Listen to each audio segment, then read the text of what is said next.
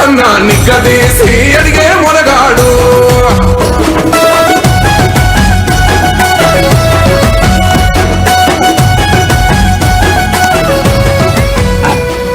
దాడులెన్ని జరిగిన గాని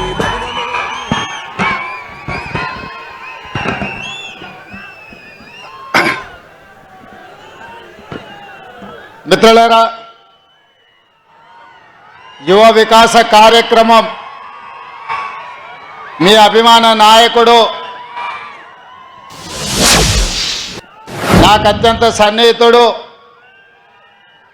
పెద్దపల్లి శాసనసభ్యులు విజయ రమణారావు గారి అధ్యక్షతన ఉమ్మడి కరీంనగర్ జిల్లా ఇన్ఛార్జ్ మంత్రివర్యులు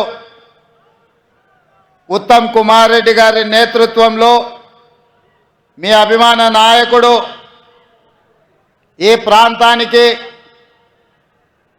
తెలంగాణ ప్రతిష్టకు ప్రాతినిధ్యం వహించిన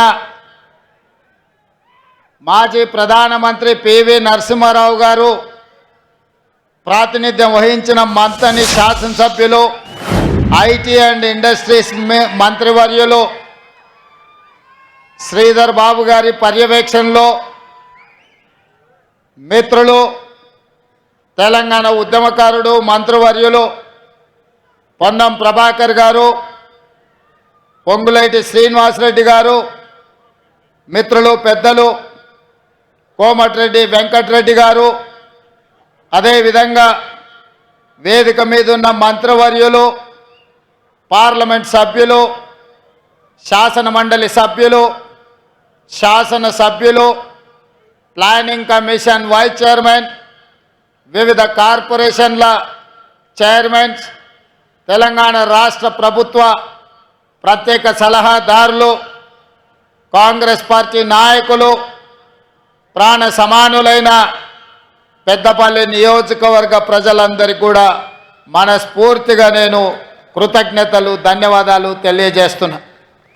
ఈరోజు ఈ కార్యక్రమం ప్రధానంగా యువ వికాసం అనే నినాదంతో వేలాది మంది సమక్షంలో గ్రూప్ 4 ఉద్యోగాలు 8084 మందికి ఈరోజు నియామక పత్రాలు ఇవ్వడం ద్వారా తెలంగాణ రాష్ట్రంలో మార్పు రావాలి, కాంగ్రెస్ కావాలి అని ఒక నినాదంతో డిసెంబర్ 3, 2023 నాడు మీరిచ్చిన విలక్షణమైన తీర్పుతో ఈనాటి ఈ ప్రభుత్వం ఏర్పడ్డది. ఈ వేదిక మీద ఉన్న పెద్దలందరూ వివిధ హోదాలలో బాధ్యత చేపట్టిన ఇవాళ మేమందరం ప్రధానంగా మీరు రేవంత్ అన్న అని ఇష్టంగా పిలుచుకునే నేను ఒక జిల్లా పరిషత్ మెంబర్గా, శాసన మండలి సభ్యుడిగా, శాసనసభ్యుడిగా, పార్లమెంట్ సభ్యుడిగా, కాంగ్రెస్ పార్టీ కార్యనిర్వాహక అధ్యక్షుడిగా, కాంగ్రెస్ పార్టీ అధ్యక్షుడిగా, తెలంగాణ రాష్ట్ర ముఖ్యమంత్రిగా ఈ 18 సంవత్సరాలు మీరు అభిమానంతో చూసుకొని, మీరు గుండెల్లో పెట్టుకొని, మీ భుజాల మీద మోసిండ్రు కాబట్టి అతి సామాన్యమైన గ్రామీణ ప్రాంతం నుంచి ఒక వ్యవసాయ రైతు కుటుంబం నుంచి వచ్చిన నేను ఈరోజు గ్రామీణ ప్రాంతం నుంచి తెలంగాణ రాష్ట్ర ముఖ్యమంత్రిగా ఎదిగిన అంటే మీరందరూ అభిమానించబట్టి, ముఖ్యంగా నేను ఏ కార్యక్రమం తీసుకున్నా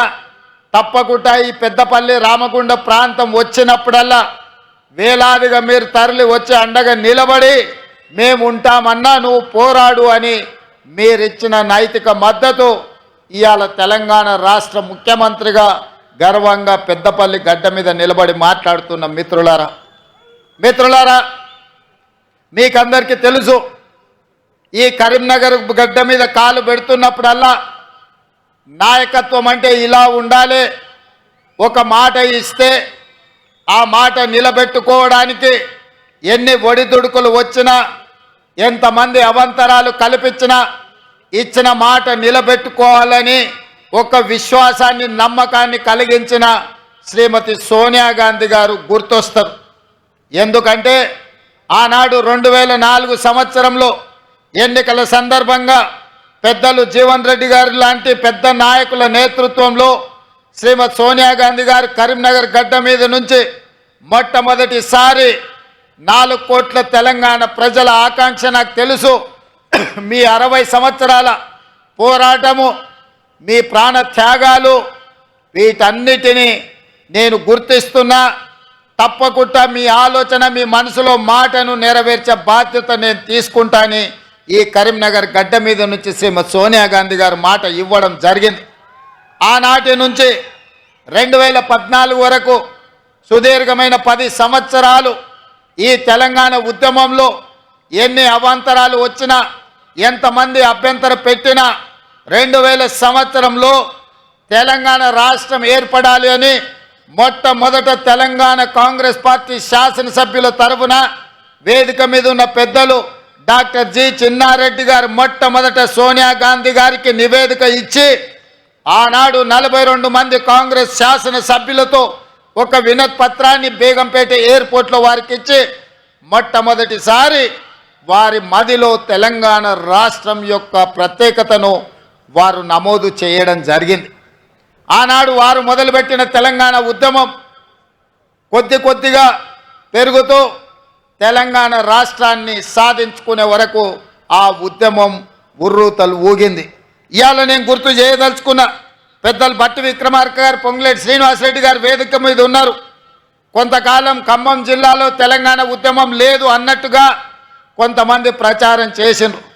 కానీ ఇవాళ ఈ వేదిక మీద నుంచి నేను గుర్తు చేయదలుచుకున్నా, ఆనాడు విద్యుత్ శాఖకు సంబంధించి ఒక చిన్న ఉద్యోగ విషయంలో ఖమ్మం జిల్లా పాల్వంచలో మొట్టమొదటిసారి మా ఉద్యోగాలు మాకు కావాలి, మా ఉపాధి మాకు ఉండాలి అని మొట్టమొదట ఉద్యోగం కోసం ప్రారంభమైన పోరాటం ఆ తర్వాత తెలంగాణ ఉద్యమంగా మారి ఈరోజు తెలంగాణ రాష్ట్రం సాధించడంలో తెలంగాణ ప్రజలు విజయవంతమైందంటే అది పాల్వంచలో ఉద్యోగం కోసం మొదలైన పోరాటం.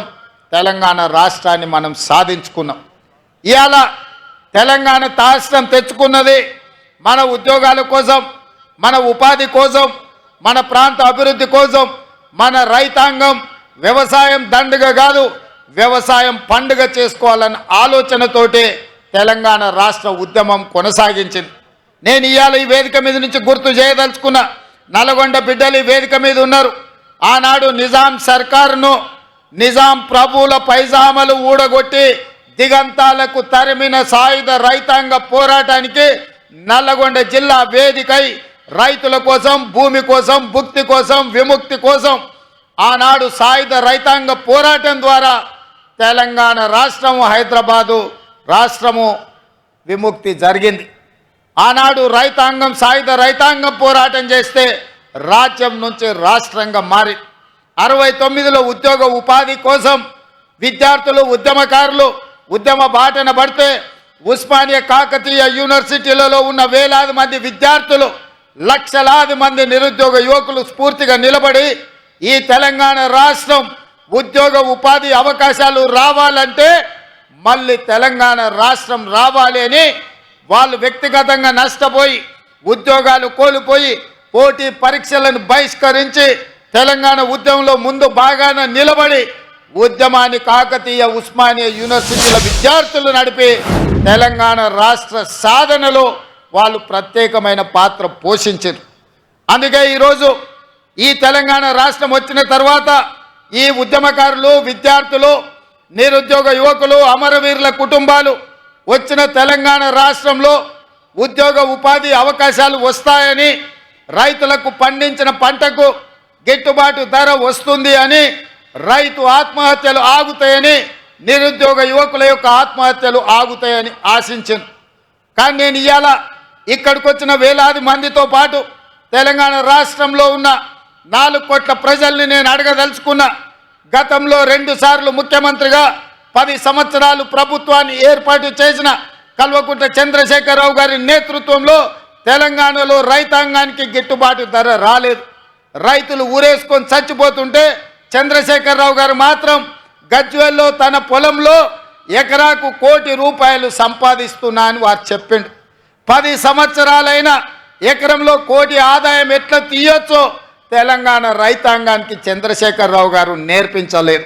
ఆ విద్య ఏందో, ఆ మహత్యం ఏందో ఈ రోజుకు ఒక బ్రహ్మ పదార్థంగా, బ్రహ్మ రహస్యంగా మారిపోయింది. అదే కాకుండా తెలంగాణ రైతాంగం, ముఖ్యంగా పెద్దపల్లి నియోజకవర్గ ప్రాంతం, ఆనాడు ఎస్ఆర్ఎస్పీ నుంచి నీళ్లు రాకపోతే మా మిత్రుడు విజయన్న రైతాంగం కోసం పైపులను పలగొడితే అతన్ని తీసుకెళ్లి కరీంనగర్ జైల్లో పెడితే ఆనాడు ఈ పెద్దపల్లి రైతాంగం కోసం మీకు నీళ్లు ఇవ్వడం ద్వారా ఈ ప్రాంత రైతాంగాన్ని ఆదుకోవాలన్న గొప్ప ఆలోచనతోని మీకోసం నడుం బిగించి కొట్లాడితే ఆనాడు చంద్రశేఖరరావు గారు కరీంనగర్ జైల్లో నిర్బంధిస్తే మేడుపల్లి సత్యం, కవ్వంపల్లి సత్యనారాయణతో సహా మేమందరం జైలుకి వెళ్ళి పరామర్శించి పెద్దపల్లి రైతాంగానికి అండగా నిలబడతాం, మీ ప్రాంతానికి నీళ్లు ఇస్తాం, భవిష్యత్తులో పెండింగ్ ఉన్న ప్రాజెక్టులను మేము పూర్తి చేస్తామని చెప్పడం జరిగింది. ఆనాడు ఏవైతే ప్రాజెక్టుల గురించి మీరు మాట్లాడినరో ఇవాళ ప్రాజెక్టులను పూర్తి చేసుకునే అవకాశం మనకే అధికారం వచ్చింది. విజయన్న ఈరోజు మీకు శాసనసభ్యుడు అయ్యిండు. అందుకే ఈరోజు విజయన్న శాసనసభ్యుడిగా, శ్రీధర్ బాబు మంత్రిగా ఉన్నారు కాబట్టి మీ ప్రాజెక్టుల కోసం బట్టి విక్రమార్క గారు, పెద్దలు ఉత్తమ్ కుమార్ రెడ్డి గారి నేతృత్వంలో ఇవాళ 1035 కోట్ల రూపాయలు R&B శాఖ కావచ్చు, సాగునీటి పారుదల శాఖ కావచ్చు, పంచాయతీరాజ్ శాఖ కావచ్చు, రోడ్ల రవాణా శాఖకు సంబంధించిన పెద్దపల్లి RTC డిపో కావచ్చు, ఈ పనులన్నీ కూడా ఇవాళ మనం పూర్తి చేసుకున్నాము అంటే మీ అభిమాన నాయకులు ఈరోజు ప్రజాప్రతినిధులుగా ఉన్నారు కాబట్టి ఈ పనులన్నీ సాధ్యమైనవి. వాళ్ళు అడిగినరు, ఇంతకుముందు శ్రీధర్ బాబు గారు మాట అన్నారు, ఈ అన్ని విషయాలు తీసుకెళ్ళి ఒత్తిడి చేసి నేను తీసుకొచ్చినా అని. ఆయన ఒత్తిడి చేయలేదు, మమ్మల్ని కూసబెట్టి బెదిరించి సంతకాలు పెట్టించి ఇవాళ మమ్మల్ని ఇక్కడికి పట్టుకొచ్చిండు. మీకు తెలుసు కదా శ్రీధర్ బాబు గారు బెదిరిస్తే ఎట్లా బెదిరిస్తారో. బయట ఉన్నప్పుడే అట్లుంటాడు, తలుపు మూసిండంటే శ్రీధర్ బాబు గారి గురించి మీకు అందరికి బాగా తెలుసు కదా. ఇవాళ ఇవన్నీ వాయిదా వేద్దామనో మళ్ళా చూద్దామనో అని చెప్పకుండా అటు ధర్మపురి కావచ్చు, లేకపోతే రామగుండం కావచ్చు, ఇవాళ పెద్దపల్లి శాసనసభ నియోజకవర్గం కావచ్చు, మంచిర్యాల ప్రేమ్సాగర్ రావు గారు ఉన్నారు, అటువైపు అయినా గడ్డం వంశీ ఎంపీ గారు ఉన్నారు, లేకపోతే వివేక్ వెంకటస్వామి గారు ఉన్నారు. ఈ పార్లమెంటులో 7 అసెంబ్లీలు పార్లమెంటు మీరు అభిమానంతో ఎమ్మెల్యేలను ఎంపీని గెలిపించారు కాబట్టి ఈనాడు ఈ ప్రాంతానికి వేలాది కోట్ల రూపాయలు నిధులు ఇవ్వడమే కాదు, రామగుండంలో విద్యుత్ ప్రాజెక్టు కావచ్చు, పెద్దపల్లిలో సాగునీటి ప్రాజెక్టులు కావచ్చు, ఇవాళ ధైర్యంగా మీరు అడగలుగుతున్నారు, కొట్లాడగలుగుతున్నారు. మాతో చెయ్యి బట్టి సంతకం పెట్టించి మీ శ్రీధర్ బాబు గారు పనులు చేయించగలుగుతున్నాడు. ఇది ప్రజా విజయం, ఇది ప్రజా పాలన, ఇది ప్రజా ప్రభుత్వం. నేను అడుగుతున్నా, భానుప్రసాదరావు గారు ఎమ్మెల్సీ గారు, ఇక్కడ పార్కు లేదు, పార్కు కావాలన్నాడు, స్టేడియం లేదు, స్టేడియం కావాలన్నాడు, ఈ ప్రాంత అభివృద్ధి కోసం నిధులు ఇవ్వాలి అని నాకు నివేదికలు ఇచ్చిండ్రు. చాలా మంది ఎమ్మెల్యేలు, ఎమ్మెల్సీలు అందరూ ఇన్ని నిధులు ఇచ్చినా మళ్ళీ ఇన్ని విజ్ఞాపన పత్రాలు తెచ్చిర్రు ఇంకా కావాలి అని. కాయలు కాసే చెట్టుకే రాళ్ళ దెబ్బలు ఉంటాయి, పెట్టించేవాడు ఉంటే పెడతామంటే ముందుకు వస్తారు, కొడతామంటే దూరం పోతారు. ఇవాళ మనం పెడతాం అంటున్నాం కాబట్టి, వడ్డిస్తాం అంటున్నాం కాబట్టి మీరందరూ దగ్గరకు వచ్చిండ్రు, ఈ వినతి పత్రాలు ఇచ్చిండ్రు. ఇవాళ మీ అందరికీ మంచి చేయడానికి ఈ నివేదికలు మొత్తం మళ్ళీ సచివాలయానికి వెళ్ళిన తర్వాత ఒక్కొక్కటిగా వీటిని పరిశీలించి తప్పకుండా ఇందులో ఉన్న అంశాలను ప్రభుత్వం సానుకూలంగా నిర్ణయాలు తీసుకుంటుంది. ఇచ్చిన నివేదికలు ఇవి చదివితే రేపు ఉదయం దాకా ఇవే చదవాల్సి వస్తుంది కాబట్టి మొత్తంగా గంప గుత్తగా మీకు ఒకటే మాట ఇస్తున్నా, మిత్రులు ఇచ్చిన నివేదికలన్నీ కూడా మా అధికారులకు, మా చీఫ్ సెక్రటరీ గారికి ఇచ్చి పెద్దపల్లి ఉమ్మడి జిల్లాకు, పెద్దపల్లి పార్లమెంటు నియోజకవర్గానికి కావలసిన నిధులను ఇచ్చే బాధ్యత ప్రేమ్సాగర్ రావు గారు, సత్యనారాయణ స్వామి మా టెంపుల్ కూడా నిధులు కావాలన్నాడు. మా బట్టి గారికి నేను సూచన చేస్తున్నా, సాగర్ అన్న పెద్దగా అడిగింది లేదు కాబట్టి ఖచ్చితంగా ఎంతో కొంత మనం దేవుడికి నిధులు ఇవ్వాల్సిందే. ఎందుకంటే ఆయన ఏం పెద్దగా అడిగే టైప్ కాదు. ఆదిలాబాద్ దత్తత తీసుకోమన్నాడు, తప్పకుండా తుమ్మిడిహెట్టి దగ్గర సాగునీటి ప్రాజెక్టు కట్టించి గోదావరి జలాలను తరలించి ఆదిలాబాద్తో పాటు కరీంనగర్ జిల్లాను కూడా అభివృద్ధి పదం వైపు నడిపించే కార్యక్రమాలు ఉత్తమ్ కుమార్ రెడ్డి గారు తీసుకోబోతున్నారు. ఇవాళ మిత్రులారా, ఇవన్నీ పనులు జరుగుతున్నాయి. ఇవన్నీ ఈరోజు మనం ఇక్కడ కూర్చొని మాట్లాడుకుంటున్నాం. మీరు అడగగలుగుతున్నారు, మీరు విజ్ఞప్తి చేయగలుగుతున్నారు అంటే ఈనాడు తెలంగాణ రాష్ట్రంలో ప్రజా పాలన ఉంది, ప్రజా ప్రభుత్వం ఉంది. సంవత్సరం పూర్తి చేసుకున్న సందర్భంగా ఈ సంవత్సరం మీకోసం రోజుకు 18 గంటలు కష్టపడుతూ ఎక్కడ చూడకుండా చెమట తీస్తూ పని చేస్తుంటే కొంతమంది కడుపు నొప్పితో, లేకపోతే భవిష్యత్తు వాళ్ళకు లేదు, ఇక చీకటి మయమైందని తప్పుడు ప్రచారాలు చేస్తున్నారు. పెద్దలు కొంతమంది కలిస్తేనే ఏమున్నారా మీరు చేసింది కూడా చెప్పుకోలేకపోతుండ్రు. 10 ఏళ్ళు మోసం చేసినోడే ఇవాళ బజార్ల మీదకి వచ్చి మీరేం చేయలేదని మిమ్మల్ని అంటున్నారు. 10 ఏళ్ళ పాలనను 10 నెలల పాలనను పోల్చి చూసుకోండి అని మీ ప్రజలకు చెప్పాలి కదా. మీ కార్యకర్తలు కూడా ఎక్కడికక్కడ విశ్రాంతి తీసుకుంటున్నారు, చెట్టు కింద మంచిగా దుప్పటి కప్పుకొని నిద్రపోతున్నారు. ఏందని పెద్ద మనుషులు అడుగుతారు. అంటే నేను అన్నా, మేము 10 ఏళ్ళు ఎన్నో కేసులు కట్టుకున్నాం, ఎంతోమంది జైల్లోకి పోయినాం. ఈ జెండా మోసి భుజాలు కాయలు కాసి ప్రాణాలు కోల్పోయిన మా కార్యకర్తలు ఇవాళ సేద తీరుతున్నారు, వ్యవసాయం మీద దృష్టి పెట్టిండ్రు, ఉద్యోగ ఉపాధి అవకాశాల కోసం ప్రయత్నం చేస్తున్నారు. అంతే తప్ప శత్రువు ఏం చేస్తున్నాడో చూడక కాదు, చూస్తాం ఖచ్చితంగా. 10 నెలల పాలన మీద వాళ్ళు చేసిన విష ప్రచారం డిసెంబర్ 1 నుంచి డిసెంబర్ 9 వరకు 10 రోజులు వాళ్ళు చేస్తున్న విష ప్రచారాన్ని తిప్పి కొట్టి చరిత్రను తిరగ రాస్తామని చెప్పడం జరిగింది. దానికి ఉప ముఖ్యమంత్రి వర్యులు బట్టి విక్రమార్క గారు ఈరోజు బాధ్యత తీసుకొని ముందుకు నడిపిస్తున్నారు. మిత్రులారా, ఈ వేదిక మీద నుంచి తెలంగాణ 4 కోట్ల ప్రజలు నేను అడగదలుచుకున్నా. ఆనాడు 1200 మంది విద్యార్థులు ఆత్మ బలిదానాలు చేసుకున్నది తెలంగాణ రాష్ట్రంలో. నెలల కొద్దీ నిరసన తెలుపుతూ, రాస్తారోకలు చేస్తూ, వంట వార్పు చేస్తూ పిల్లలు ప్రాణాలు ఇచ్చి తెలంగాణ రాష్ట్రం తెచ్చుకున్నది ఎందుకు అని నేను అడుగుతున్నా. ఇవాళ 10 సంవత్సరాలు నిజంగానే రైతులకు వాళ్ళు బోనస్ ఇచ్చుంటే, వరి వేసుకున్న రైతులకు గిట్టుబాటు ధర ఇచ్చినుంటే ఈరోజు తెలంగాణ రాష్ట్రం సస్యశ్యామలం అయ్యి ఉండేది.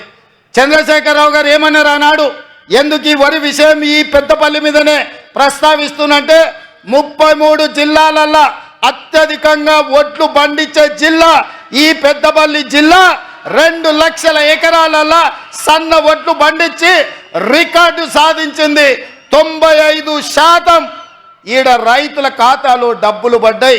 సన్న ఒడ్లు పండించిండ్రు, వాళ్ళకు 500 రూపాయల బోనస్ వచ్చింది. ఇవాళ గిట్టుబాటు ధరతో పాటు బోనస్ కూడా తెలంగాణ రాష్ట్రంలో తెచ్చుకుంటున్నాం. ఇదే కాదు, తెలంగాణ ఉద్యమమే ఉద్యోగ ఉపాధి అవకాశాలు. 10 ఏళ్ళు వాళ్ళు ఇవ్వలేదు. ఇవాళ 10 సంవత్సరాల తర్వాత మనం అధికారంలోకి వచ్చిన ఎంబడే మొత్తంగా ఒక్క సంవత్సరంలో 55,143 ప్రభుత్వ ఉద్యోగాలను నిరుద్యోగ యువకులకు అందించడం ద్వారా దేశంలోనే రికార్డు నెలకొల్పిన రాష్ట్రం తెలంగాణ రాష్ట్రం.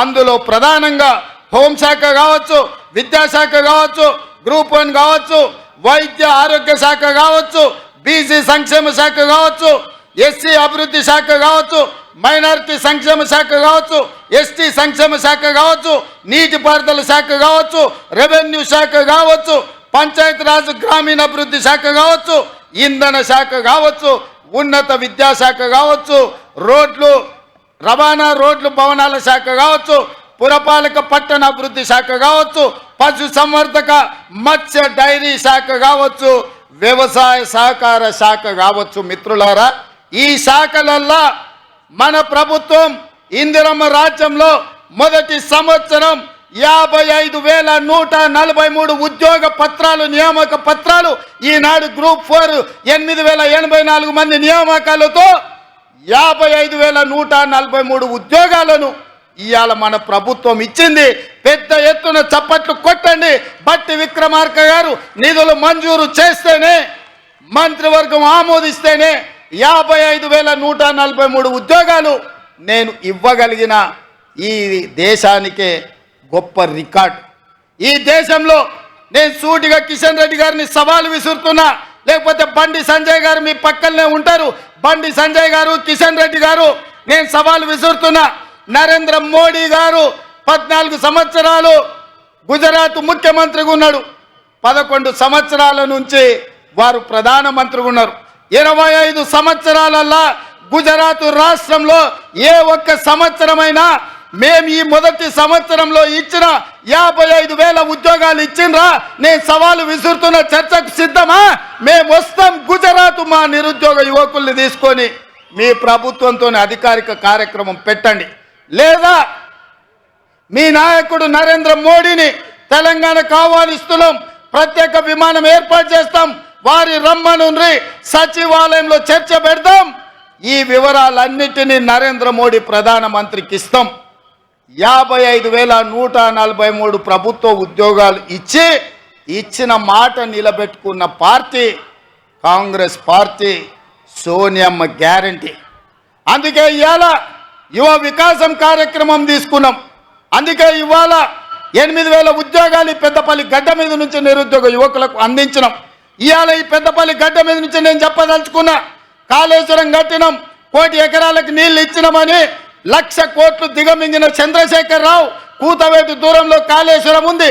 మేడిగడ్డ, సుందిల్లా, అన్నారం కట్టుడేందో కూలుడేందో ఎక్కడుందో తెలియని పరిస్థితి వచ్చింది. వెనకటికి ఎవడో పనిమంతుడంట పందిరేస్తే కుక్కతోక కలిగి కూలిపోయిందంట. ఇవాళ కాళేశ్వరం పరిస్థితి గట్లుంది. 1,02,000 కోట్లు అక్షరాల కాళేశ్వరం ప్రాజెక్టు కోసం 1,02,000 కోట్ల రూపాయల కాంట్రాక్టర్లు మెక్కితే, చంద్రశేఖరరావు గారు బుక్కితే కట్టిన కాళేశ్వరం కూలిపోయింది. ఈ వేదిక మీద నుంచి చంద్రశేఖరరావు గారిని అడుగుతున్నా, చూపిస్తున్నా. మేం కట్టిన శ్రీశైలం, నాగార్జున సాగర్, అదేవిధంగా జూరాల, నెట్టంపాడు, కోయిల్ సాగర్, శ్రీరామ్ సాగర్, ఈ ప్రాజెక్టులన్నిటినీ, శ్రీపాద ఎల్లంపల్లి ప్రాజెక్టులను 50 ఏళ్ళు 60 ఏళ్ళ నుంచి పండిత్ జవహర్లాల్ నుంచి మొదలు పెడితే డాక్టర్ వైఎస్ రాజశేఖర రెడ్డి వరకు మేం కట్టిన ప్రాజెక్టులు ఎట్లున్నాయో ఒక్కసారి రా. నువ్వు కట్టిన కాళేశ్వరం ఎట్లుందో, కుప్ప ఎట్లా కూలిపోయిందో ఇవాళ లెక్కలు తీతా మా చంద్రశేఖరరావు గారు అని నేను అడుగుతున్నా. ఆయన ఇంట్లో వండుకున్నాడు, ఓ ఇద్దరిని ఊరి మీదకి వదిలేడు. ఊర్లలో అప్పుడప్పుడు బయలుదేయడానికి మైసమ్మకు మనం ఇడిచిపెడుతుంటాము, తెలుసు కదా. గ్రామాలలో మనం మైసమ్మకి ఇడిచిపెడుతుంటాం పోతులను. అవి ఊరి మీద పడతాయి, మేస్తాయి, ఎక్కడ పడితే అక్కడ తిరుగుతాయి. అచ్చం అట్లనే మాట్లాడుతున్నారు ఇద్దరు, అచ్చోసిన ఆంబోతుల్లాగా. ఏం మాట్లాడుతున్నారో వాళ్ళకి తెలుస్తలే. 10 ఏళ్ళు వాళ్ళు చేసింది ఏంది, 10 నెలల మనం చేసింది ఏందో చర్చ చేద్దామంటే రాళ్ళు ఇసురుతారు, పోయి చెట్లలో దాచుకుంటారు. రావాయి అని అంటే చూసినావా నన్ను గిల్లుతున్నాడు గిచ్చుతున్నాడు అని అంటారు ఇద్దరికిద్దరు. అందుకే ఇవాళ 10 నెలల్లో మనం సాధించిన విజయాలు సంవత్సరం పూర్తి చేసుకుంటున్న సందర్భంలో మనం ఇవాళ చర్చించుకుంటాం. ప్రధానంగా రైతులకు కనీస మద్దతు ధర ఇవ్వడమే కాదు, ఇవాళ ఈ పంట 66 లక్షల ఎకరాలల్లా 1,53,00,000 మెట్రిక్ టన్నుల వడ్లు పండించి ఉమ్మడి 23 జిల్లాలలో, ఉమ్మడి ఆంధ్రప్రదేశ్లో కూడా ఇంత వడ్లు ఎప్పుడు పండలేదు. ఇది చరిత్ర, ఇది ఒక గొప్ప రికార్డు. కాళేశ్వరం నుంచి చుక్క నీళ్లు లేకపోయినా వ్యవసాయ శాఖ మంత్రిగా, సివిల్ సప్లైస్ మినిస్టర్గా ఉత్తమ్ కుమార్ రెడ్డి గారు ఇవాళ ఈ రికార్డును సాధించారు. నేను అడుగుతున్న కేసీఆర్ను, కాళేశ్వరం లేకపోయినా శ్రీపాద ఎల్లంపల్లి, శ్రీరామ్ సాగర్, జూరాలను, లేకపోతే మంజిరాను, సింగూరు ప్రాజెక్టుల కింద ఇవాళ ఈ ప్రాజెక్టులు మేము కడితే 1,53,00,000 మెట్రిక్ టన్నుల వడ్లు పండించినాం. కనీస మద్దతు ధర ఇచ్చి కొనుడు కాదు, 500 రూపాయల బోనస్ ఇచ్చినాం. ఈ పెద్దపల్లి రైతాంగాన్ని నేను అడుగుతున్నా, మీ ఖాతాల్లో నిధులు పడలేదా? ఆనాడు ఐకేపీ సెంటర్లు తెరవమంటే చంద్రశేఖరరావు గారు, ఇది ప్రభుత్వం వ్యాపారం చేయదు, ప్రభుత్వం వ్యాపార సంస్థ కాదు, ఇప్పటి నుంచి మేము కొనం, ఊరేసుకుంటే మీరు ఊరేసుకున్నట్టే, మీకు మాకు సంబంధం లేదని తెగబడి బర్తెగించి ఆనాడు చంద్రశేఖరరావు చెప్తే, ఇవాళ నేను చెప్పిన ఇందిరమ్మ రాజ్యం చెప్పింది, మీరు ఒట్లు పండించండి, సన్నాలు పండించండి, కనీస మద్దతు ధరతో పాటు 500 రూపాయల బోనస్ ఇస్తాం, పండించండి అన్నాం. 5 రోజుల్లో మీ ఖాతాల మద్దతు ధరతో పాటు బోనస్ మీ ఖాతాలలో పడతలేదా? రైతాంగమా, మీరు ఆలోచన చెయ్యండి. వారు ఎగ్గొట్టిన రైతు బంధు ముఖ్యమంత్రి అయిన ఎంబడే 7,625 కోట్ల రూపాయలు మా ప్రభుత్వం వచ్చిన మొదటి విడతలోనే 7,625 కోట్లు రైతు బంధు మీ ఖాతాలు వేసింది మా ప్రభుత్వం, మన ప్రభుత్వం కాదా?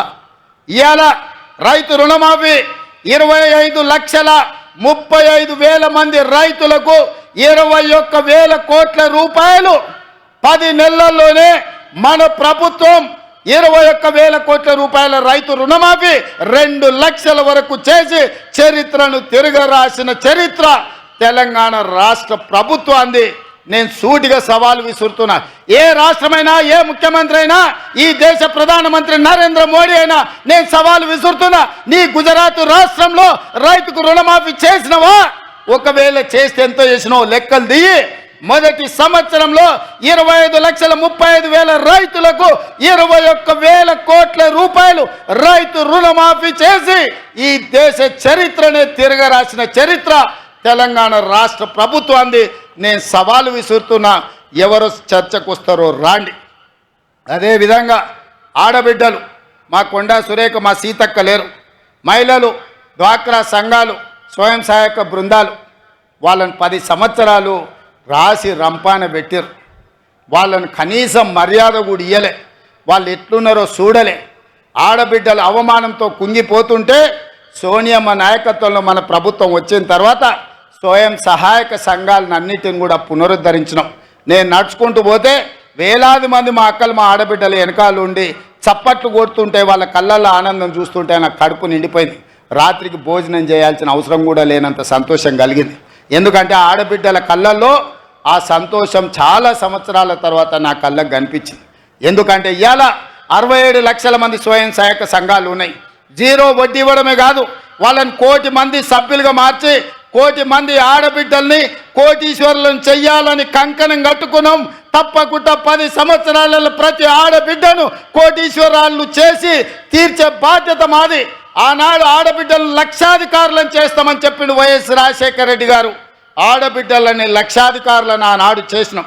ఈనాడు పెద్దపల్లి గడ్డ మీద నుంచి మేము మాటిస్తున్నాం. మా మంత్రివర్గం అంతా ఆడబిడ్డల్ని 1 కోటి మందిని కోటీశ్వరులను చేసే వరకు విశ్రమించేదే లేదు. ఐకేపీ కేంద్రాలే కాదు, సోలార్ పవర్ ఉత్పత్తి నుంచి ఆర్టీసీలో బస్సులు కిరాయి పెట్టే వరకు ప్రతి వ్యాపారంలో మహిళా సంఘాలను రాణించే విధంగా వాళ్లకు రుణాలు ఇప్పించి వాళ్ళను వ్యాపారస్తులను చేసి వాళ్ళను కోటీశ్వరులుగా మార్చే బాధ్యత కాంగ్రెస్ తీసుకుంటుంది. అందుకే పొంగులేటి శ్రీనివాసరెడ్డి గారి నేతృత్వంలో వరంగల్లో ఆడబిడ్డల కోసం కార్యక్రమం తీసుకొని 1,00,000 మంది ఆడబిడ్డల సమక్షంలో వరంగల్ ఆర్ట్స్ కాలేజ్ మైదానంలో ఆడబిడ్డలకు ఏం చెయ్యాలనుకుంటున్నామో, ఏం చేసినామో చెప్పినాం. మళ్ళొక్కసారి తెలంగాణ రాష్ట్ర ఆడబిడ్డలకు నేను గుర్తు చేయదలుచుకున్నా. 1 కోటి మంది ఆడబిడ్డల్ని కోటీశ్వరులను చేసే బాధ్యత మీ తమ్ముడుగా, మీ అన్నగా నాది, మీ బిడ్డగా నాది అని చెప్తున్నా. మీ ఆశీర్వాదం ఉంటే ఆ 1 కోటి ఓట్లు బౌలింగ్ బూత్లో డబ్బాలు పడితే మా సోదరులు ఓటు వేసినా వేయకపోయినా 2వ సారి అల్కగా ముఖ్యమంత్రి అవుతాను ఆడబిడ్డలకు నేను చెప్పదలుచుకున్నా. ఈసారి 92 లక్షల ఓట్లు వస్తేనే కాంగ్రెస్ ప్రభుత్వం వచ్చింది. వచ్చేసారి మా ఆడబిడ్డలు 1 కోటి మంది 1 కోటి ఓట్లు వేస్తే వీళ్ళు ఇచ్చేది బోనసే తప్ప అస్సలు కాదు. ఆడబిడ్డలు ఇచ్చేది అసలు అవుతుంది, మా సోదరులు వేసే ఓట్లు బోనస్ అవుతాయి. కేసీఆర్కు వజీఫ్ అవుతుంది. ఇక మళ్ళీ వెనక కూడా రాకుండా పోతాడు. ఆడబిడ్డల పట్ల ప్రణాళికలు మావి ఆ విధంగా ఉన్నాయి. అదేవిధంగా యువకులు, నిరుద్యోగ యువకులు, విద్యార్థులు, ఇవాళ విద్యార్థుల కోసం యూనివర్సిటీలను చంద్రశేఖరరావు గారు పూర్తిగా నిర్వీర్యం చేసిండు. వైస్ ఛాన్సలర్లు లేరు, ప్రొఫెసర్లు లేరు, అసిస్టెంట్ ప్రొఫెసర్లు లేరు, అసోసియేట్ ప్రొఫెసర్లు లేరు, లెక్చరర్స్ లేరు, టీచింగ్ స్టాఫ్ లేరు, నాన్ టీచింగ్ స్టాఫ్ లేరు. మొత్తం దివాలా తీపిస్తే యూనివర్సిటీలను మనం వచ్చిన ఎంబడే 10 యూనివర్సిటీలకు వైస్ ఛాన్సలర్లను నియమించడమే కాకుండా డిఎస్సి నోటిఫికేషన్ ఇచ్చి 10 ఏళ్లలో వాళ్ళు చేయని పని 11,000 మంది టీచర్ల నియామకం చేపట్టి తండాలలో, గూడాలలో, మారుమూల పల్లెల్లో ప్రతి పేదవాడికి విద్యను అందుబాటులోకి తేవాలి, పేదవాడు చదువుకోవాలి, ఈ అధికారంలో భాగస్వాములను చెయ్యాలి అని ఇవాళ 11,000 మంది టీచర్ల నియమించడమే కాదు 35,000 మంది టీచర్ల బదిలీలు, 21,000 మంది టీచర్ల ప్రమోషన్లు ఇవ్వడం ద్వారా ఈరోజు మన ప్రభుత్వం విద్యకు అత్యంత ప్రాధాన్యత ఇచ్చి పేదవాడు చదువుకుంటేనే బాగుపడతాడనే విశ్వాసంతో పేదలకు విద్యను అందుబాటులోకి తీసుకురావాలనే ప్రయత్నం చేసినాం. అదే కాదు, కేజీ నుంచి పీజీ వరకు ఉండే అన్ని కళాశాలలను సమీక్షించి ఏ మండలాలలో జూనియర్ కాలేజీలు లేవో, ఏ ప్రాంతంలో పాలిటెక్నిక్ కాలేజీలు లేవో, ఏ ప్రాంతంలో డిగ్రీ కాలేజీలు లేవో, ఏ ప్రాంతంలో ఇంజనీరింగ్ కాలేజీలు లేవో, ఏ యూనివర్సిటీలో ఇంజనీరింగ్ అండ్ లా కాలేజీలు లేవో ఇవాళ వీసీ గారు నాకు తెచ్చిచ్చారు. ఒక లా కాలేజ్, ఒక ఇంజనీరింగ్ కాలేజ్ కావాలా మా శాతవాహన యూనివర్సిటీ కానీ తప్పకుండా ఉమ్మడి కరీంనగర్ జిల్లాలో ఉన్న శాతవాహన యూనివర్సిటీకి ఓ ఇంజనీరింగ్ కాలేజ్, ఓ లా కాలేజీని ఇచ్చే బాధ్యత మన ప్రభుత్వం తీసుకుంటుంది అని చెప్పి నేను ఈ వేదిక మీద నుంచి చెప్తున్నా. ఎందుకంటే పేదవాడు చదువుకున్నప్పుడే భవిష్యత్తు ఉంటుంది.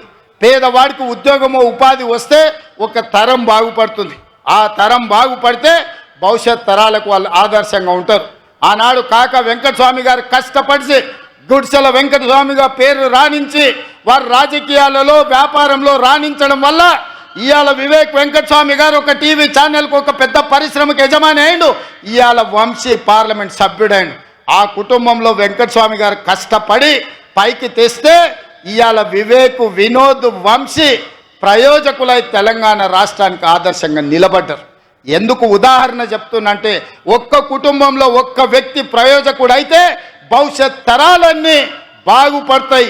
అందుకే ఇవాళ పట్టుబట్టి పోటీ పరీక్షలు పెట్టి ఎవడు అడ్డుపడ్డా అశోక్ నగర్లోనో లేకపోతే దిల్సుఖ్ నగర్ చౌరస్తాలో కొంతమంది కృత్రిమ ఉద్యమాలు చేపించినా వాళ్ళందరినీ పిలిచి మాట్లాడిన నేను అడగదలుచుకున్న నిరుద్యోగ యువకుల్ని తెలంగాణ ఉద్యమం ద్వారానే సాధించినాం. ఇందిరా పార్కులో మన పార్లమెంట్ సభ్యులు ప్రభుత్వం ఉన్న తెలంగాణ కోసం ఉద్యమంలో ముందుకు నడిచిండ్రు. కానీ తెలంగాణ వచ్చినప్పుడే ఇందిరా పార్కు తాళం వేసింది చంద్రశేఖరరావు కాదా? తెలంగాణ రాష్ట్రంలో నిరసన తెలిపొద్దు, ప్రజలు హక్కులను అడగొద్దు అని నిర్బంధాల మధ్య, లాఠీ చార్జీల మధ్యలో, తుపాకీ తూటాల మధ్యలో తెలంగాణ రాష్ట్రాన్ని 10 సంవత్సరాలు నడిపితే ఈ ప్రభుత్వం వచ్చిన వెంబడే ఇందిరా పార్కు దగ్గర ధర్నా చౌక్ తెరిచి ప్రజలారా మీరు ధర్నా చేసుకోండేదని ఉంటే మా ప్రభుత్వం తప్పకుండా పరిగణలోకి తీసుకుంటుందన్నాం. ఆనాడు ఎవరైనా ధర్నా చేస్తే అడిగేవాడు ఉండేనా? ఈనాడు ధర్నా చేస్తే గాంధీ భవన్లో మా పిసిసి అధ్యక్షుడు మహేష్ గౌడ్ అందరిని పిలిపించి ఇందిరా పార్క్ దగ్గరను అశోక్ నగర్ చౌరస్తాల్లో ధర్నాలు చేసిన విద్యార్థులను పిలిచి కూర్చోబెట్టి మాట్లాడిండా లేదా ఒక్కసారి ఆలోచన చేయండి. ఇవన్నీ ఎందుకు జరుగుతున్నాయంటే ఇందిరమ్మ రాజ్యం ఉంది, పేదోళ్ళ గురించి ఆలోచన చేసేవాడు ఉన్నాడు కాబట్టి ఇవాళ ఎవరైనా అశోక్ నగర్ చౌరస్తాల్లో, దిల్సుఖ్ నగర్ చౌరస్తాల్లో, ఇందిరా పార్కుల్లో, ధర్నా చౌకుల్లో ధర్నాలు చేస్తే, నిరసన తెలిపితే మా పార్టీ కార్యాలయానికి పిలిపించి పార్టీ అధ్యక్షుడు వాళ్ళతో చర్చించి ఆ సమస్యలు ప్రభుత్వం దృష్టికి తెస్తున్నారు. అదేవిధంగా జ్యోతిరావు ఆయన ప్రగతి భవన్ గడి నిర్మించుకున్నాడు. మేము దాన్ని ప్రజాభవన్గా మార్చి ప్రజలకు స్వాగతం పలుకుతున్నాం. అక్కడ ప్రతి వారం 2 రోజులు పెద్దలు డాక్టర్ చిన్నారెడ్డి గారు ఉండి వచ్చిన ప్రతి ఫిర్యాదును తీసుకొని ఈరోజు వాటిని పరిష్కరిస్తున్నాం. ఒకప్పుడు దొరలకు మాత్రమే, పెట్టుబడిదారులకు మాత్రమే అనుమతి ఉన్న ప్రగతి భవన్ ఆ గడి ఇవాళ పేదోళ్ళు ఎక్కడ అంటే అక్కడ తిరిగే స్వేచ్ఛ వచ్చింది. వాళ్ళు విజ్ఞప్తులు ఇచ్చే మా చిన్నారెడ్డి గారు తెలంగాణ ఉద్యమకారుడు వాటిని పరిష్కరించే బాధ్యత తీసుకున్నాడు. తెలంగాణ రాష్ట్రంలో 10 ఏళ్ళు వాళ్ళు చెయ్యలేంది 10 నెలల్లో మనం చేసింది. ప్రమాణ స్వీకారం రోజే అక్కడ ఉన్న ముళ్ళ కంచెలను, అక్కడ ఉండే గోడల్ని బద్దలు కొట్టిన మాట నిజం కాదా? పేద ప్రజలకు ప్రవేశం అనుమతి ఇచ్చిన మాట నిజం కాదా? మీరు ఆలోచన చెయ్యండి. అదేవిధంగా ఈరోజు ఫీజు రియంబర్స్మెంటు ఒక పద్ధతిలో పరిష్కరించుకుంటూ వస్తున్నాం. ఈ రాష్ట్రంలో diet charges, cosmetic charges SC, ST, BC, minority హాస్టళ్లలో, కస్తూర్బా హాస్టళ్లలో ఉన్న పేద విద్యార్థులకు 10 సంవత్సరాలైనా డైట్ ఛార్జెస్ పెంచలేదు. మేము ఆలోచన చేసి పేదోళ్ళ పిల్లలు మా పిల్లలే, ఆ పిల్లలు బాగుండాలంటే డైట్ ఛార్జెస్ పెంచాలని ఒక్క సంతకంతో 40% అదనంగా డైట్ ఛార్జెస్ పెంచడమే కాదు, కాస్మెటిక్ ఛార్జెస్ కోసం ఆడబిడ్డల అమ్మ కోసం, నాయన కోసం ఎదురు చూడొద్దు, వాళ్ళు కష్టపడొద్దు అని కాస్మెటిక్ ఛార్జెస్ 40% పెంచి పేదోళ్ళ బిడ్డల్ని మా బిడ్డలుగా భావించి ఆ బిడ్డలకు కష్టం రాకూడదు, నిధులు ఆగకూడదు అని ఈ ప్రభుత్వం నిర్ణయం తీసుకున్న మాట వాస్తవం కాదా? ఇవాళ ఆ పేదోళ్ళ బిడ్డలకు మేము నిర్ణయం తీసుకుంటున్నామంటే ఈ ప్రభుత్వం ఉండబట్టే కదా. ఇవన్నీ చంద్రశేఖరరావు చేసుంటే, చంద్రశేఖరరావు పరిష్కరించుంటే ఈరోజు ఆర్టీసీలో ఆడబిడ్డలకు ఉచిత బస్సు ఇచ్చుంటే, పేదలకు 200 యూనిట్లు ఉచితంగా విద్యుత్ ఇచ్చుంటే, రాజీవ్ ఆరోగ్యశ్రీ ద్వారా 2 లక్షల 10 లక్షల రూపాయలు ఉచితంగా అందించుంటే ఇవన్నీ మాకు చేసే అవకాశమే రాకపోతుండే కదా. 55,000 ఉద్యోగ నియామక పత్రాలు ఇవాళ చంద్రశేఖరరావు గారు అందించుంటే మాకు ఈ అవకాశమే లేకపోతుండే కదా. నోటిఫికేషన్లు మేమే ఇచ్చినామంటాడు. అన్నీ ఉన్నా అల్లు నోట్ల శని ఉన్నాయని హరీష్ రావు గారు, నువ్వు నీ మామ కలిసి నియామకాలు చేపట్టినుంటే మాకెందుకు వస్తుండేనాయా? మీ కవితమ్మ ఎంపీకి ఓడిపోతే 3 నెలల్లో ఎమ్మెల్సీ చేశారు. మీ వినోద్రావు ఇన్నే ఉంటాడు కదా దొర, వినోద్రావుని ఎంపీగా బండకేసి కొడితే ఎంబడే ప్రణాళిక బోర్డు వైస్ చైర్మన్కి ఇచ్చారు. హరీష్ రావు మంత్రి అయిండు, కేటీఆర్ మంత్రి అయిండు, సంతోష్ రావు రాజ్యసభ అయిండు. మీకు అందరికీ ఉద్యోగాలు ఆగమేఘాల మీద వచ్చినాయి కదా. మరి ఈ నోటిఫికేషన్లు ఇస్తే 10 ఏళ్ల వరకు ఎందుకు వీళ్ళకు నియామక పత్రాలు ఇవ్వలేదని నేను అడుగుతున్న తెలంగాణ సమాజాన్ని, ఉద్యమకారులను, విద్యార్థులను, నిరుద్యోగ యువకులను. తెలంగాణ రాష్ట్రం కోసం 1200 మంది బిడ్డలు చచ్చిపోయింది. ఒక కుటుంబంలో ఒక ముఖ్యమంత్రిని, ఒక మంత్రిని, ఒక ఆర్థిక మంత్రిని, ఓ రాజ్యసభ, ఓ లోక్సభ, ఓ ఎమ్మెల్సీ, వాళ్ళ చుట్టపోళ్ళందరికీ ఉద్యోగాల కోసం ఈ పిల్లలు ఆత్మ బలిదానాలు చేసుకున్నారా? లేకపోతే తెలంగాణ రైతాంగానికి గిట్టుబాటు ధర ఉండాలి, బోనస్ ఉండాలి అని తెలంగాణ సాధించుకున్నారా? ఆలోచన చేయండి. వాళ్ళ పిల్లలకు ఉద్యోగాలు ఉండాలి, వాళ్ళ పిల్లలు భద్రంగా ఉండాలి, కడుపు నిండా తినాలి, కంటి నిండా నిద్రపోవాలనా? ఇవాళ పేదోళ్ళ పిల్లలు 35 లక్షల మంది కోచింగ్ సెంటర్లలో 10 ఏళ్ళ నుంచి తల్లిదండ్రులు ఉపాధి హామీ కూలీ పైసలు రూపాయి జమ చేస్తే 10 ఏళ్ళు పోటీ పరీక్షల కోసం ఢిల్లీ, హైదరాబాద్ చౌరస్తాలల్లో నిరుద్యోగ యువకులుగా తిరుగుతున్నారు. 21 ఏళ్ళు వచ్చినోడు ఉద్యోగం కోసం ప్రయత్నం చేస్తే ఈ 10 ఏళ్ళు 35 ఏళ్ళకు వచ్చారు వాళ్ళు. 21 నుంచి 35 ఏళ్ళే అత్యంత కీలకమైన వయసు ఏ యువకుడికైనా. ఆ వయసే నిర్వీర్యం అయిపోయిన తర్వాత వాడు ఎందుకు పనికొస్తాడు? ఒక్కసారి ఆలోచన చేయండి. అందుకే మేము ఆలోచన చేసి ఈ పేదవాళ్ళ కోసం, నిరుద్యోగ యువకుల కోసం 55,000 ఉద్యోగాలు ఇవ్వడం ద్వారా ఈరోజు వాళ్ళను విముక్తి కలిగించినాం.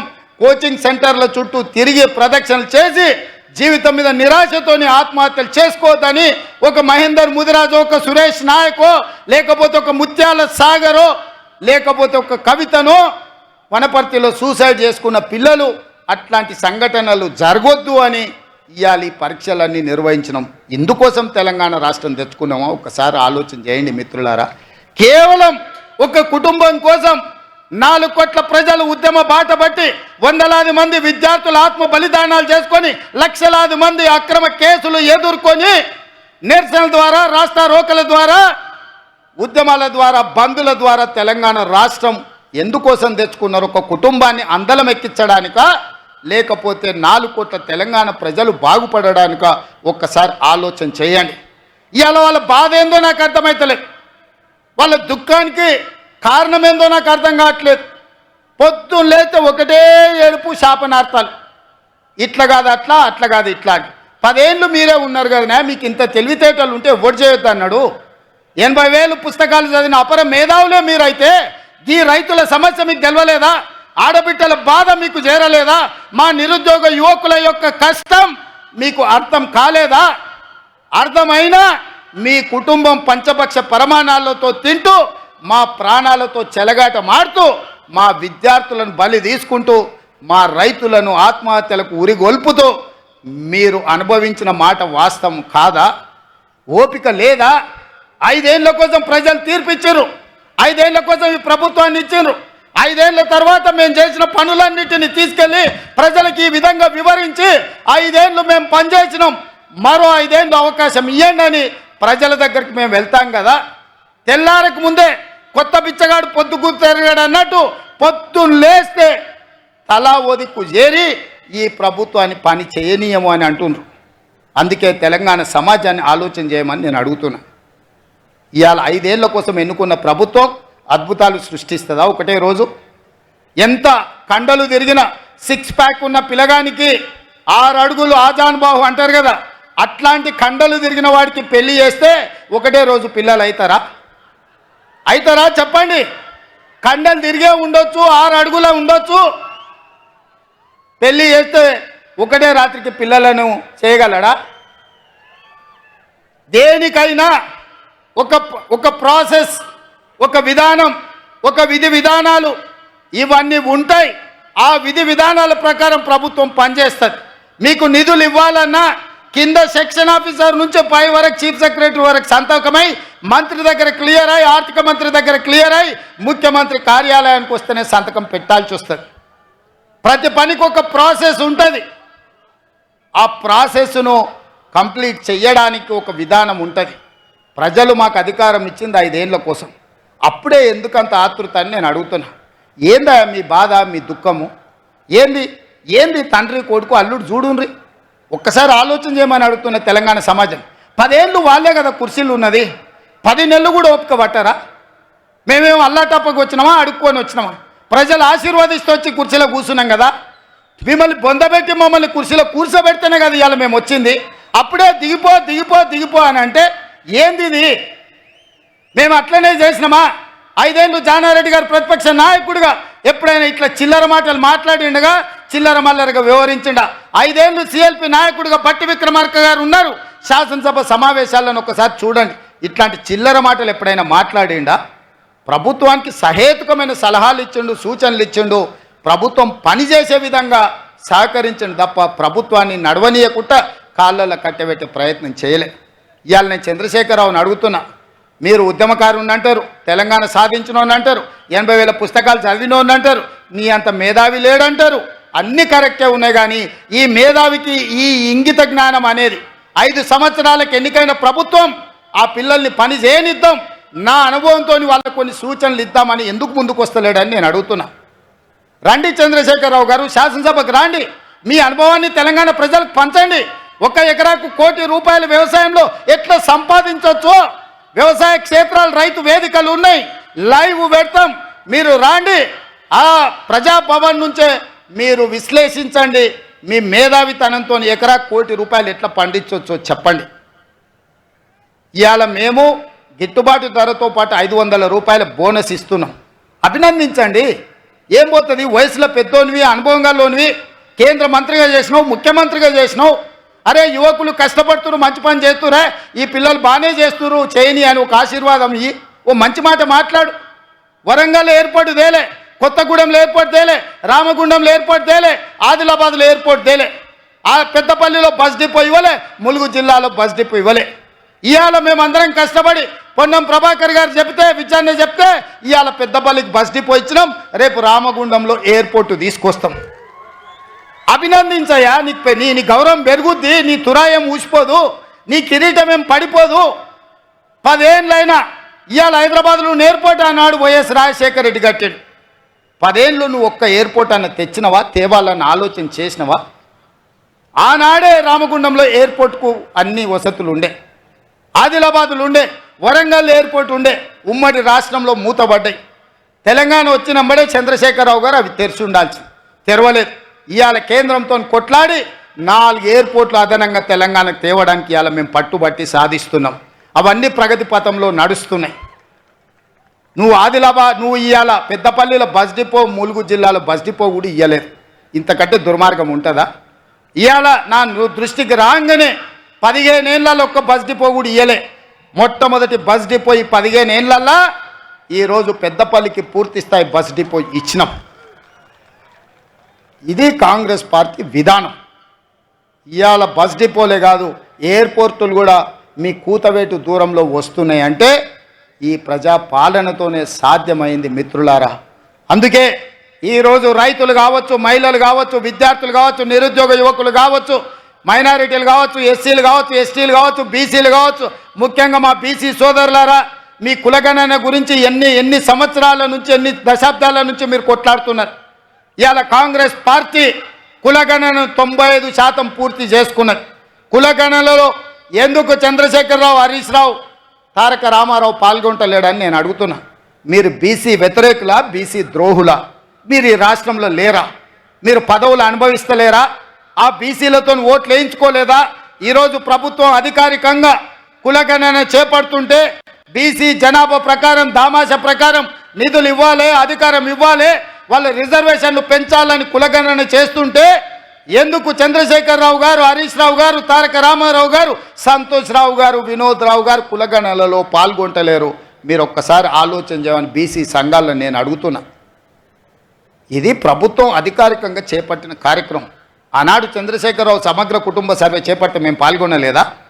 రాజకీయంగా మాకు వైరుధ్యం ఉండొచ్చు. ఒక మంచి పని కోసం ప్రభుత్వాలు ముందుకు వచ్చినప్పుడు వాటికి అనుకూలంగా వాటిని కొనసాగించే విధంగా మనం వ్యవహరించాలి. ఈరోజు కులగణనలో ఎందుకు చంద్రశేఖరరావు గారు పాల్గొంటలేడు అని నేను వేదిక మీద అడుగుతున్నాను. బీసీ సంఘాలను ఆలోచన చేయమని నేను విజ్ఞప్తి చేస్తున్నా. ఎవరైతే బీసీ కులగణనలో తెలంగాణ రాష్ట్రంలో పాల్గొనరో సామాజిక బహిష్కరణ చెయ్యండి వాళ్ళని అని చెప్పి నా బీసీ సోదరులకు నేను విజ్ఞప్తి చేస్తున్న ఈ వేదిక మీద నుంచి. ఇది ఒక గొప్ప లక్ష్యంతో రాహుల్ గాంధీ గారు ఇచ్చిన మాటతో ఈ తెలంగాణ సమాజంలో చేసి దేశం మొత్తం కులగణన చేసే విధంగా ఇవాళ ఒత్తిడి తేవడానికి కార్యక్రమం తీసుకున్నాం. ఇట్లాంటి కార్యక్రమాలు తీసుకొని ముందుకు వెళ్తుంటే పెద్ద మనసుతో మమ్మల్ని అభినందించాల్సింది పోయి శాపనార్థాలు పెడుతున్నాడు ఇవాళ చంద్రశేఖర్ రావు గారు. ఏంది ఇది పద్ధత అని నేను అడుగుతున్న వారిని. వారికి అనుభవం ఉంది, వారికి వయసు ఉంది, వారికి చదువుకున్న 80,000 పుస్తకాలని చెప్పుకునే తెలివితేటలు ఉన్నాయి. ఇన్నిట్లకి కనీసం ఈ చిన్న మర్యాద పాటించాలన్న విషయం వారికి అర్థం కావడం లేదా అని నేను వారిని అడుగుతున్నా. అందుకే మిత్రులారా, ఇవాళ ఇంత ఆలస్యమైన ఇంత గొప్పగా మా మిత్రుడు శ్రీధర్ బాబు గారు, స్థానిక శాసనసభ్యులు, కరీంనగర్ జిల్లా ప్రజలు, ఈ పెద్దపల్లి జిల్లాలో ఇన్ని వేలాది మంది, ముఖ్యంగా మా ఆడబిడ్డల్ని వెనకాల కూర్చోబెట్టిన మా సోదరులకు నేను మా ప్రభుత్వ అధికారులకు కూడా అదేవిధంగా మా మంత్రులకు కూడా చెప్తున్నా, ఒక్క పక్కన మన యువకులకు మన సోదరులకు ఇస్తే ఒక్క పక్కన ఆడబిడ్డలకు మొత్తం లైన్ గీయాలనే. ఆడబిడ్డల్ని వెనకాల కూర్చోబెడితే మీటింగ్లకు వచ్చిన తర్వాత లేపి వెనకకు పంపించి ఆడబిడ్డల్ని ముందర కూర్చోబెట్టి చెప్పని చేస్తా. ఎందుకంటే రాజీవ్ గాంధీ గారు ఆడబిడ్డలకు స్థానిక సంస్థలలో రిజర్వేషన్లు ఇచ్చినాకనే వాళ్ళు సర్పంచులు, ఎంపీటీసీలు, ఎంపీపీలు, జడ్పీటీసీలు, జిల్లా పరిషత్ చైర్మన్లు, మున్సిపల్ చైర్పర్సన్స్ అయినరు.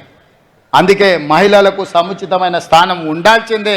మా పెద్దలు శ్రీధర్ బాబు గారికి నా సూచన, ఒక్క పక్కన మొత్తం సోదరులకు ఇస్తే ఇంకొక పక్కన మొత్తం తప్పకుండా మా సోదరి మనలకు మీరు ఇవ్వాల్సిందే. వచ్చే ఎన్నికల్లో వాళ్ళ తమ్ముడుగా అన్నగా భావించి మనల్ని ఆశీర్వదించేది ఆడబిడ్డలే కాబట్టి ఈ విషయంలో కూడా సమాన అవకాశాలు వాళ్ళకు కల్పించాలి.